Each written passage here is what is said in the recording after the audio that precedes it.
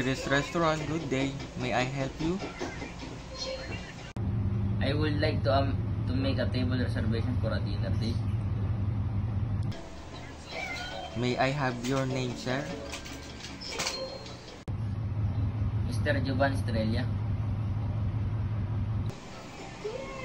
Could I get the details of your reservation, Mr. Juban?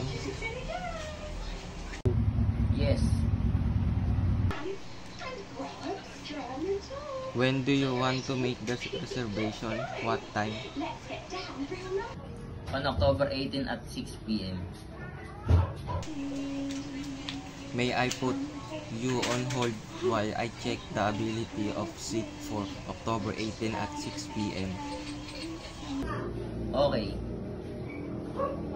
I'm sorry, Mr. Juban, but we are fully booked for dinner between 6 to 7 p.m. October 18. How about late dinner at 8 p.m. instead?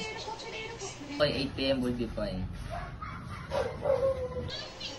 How many persons are we expecting to come? 2 persons. Do you have any seating preference? We want to be seated in a non-smoking area, if possible near the window with a nice view. Okay, any other requests or concern you want us to consider, sir?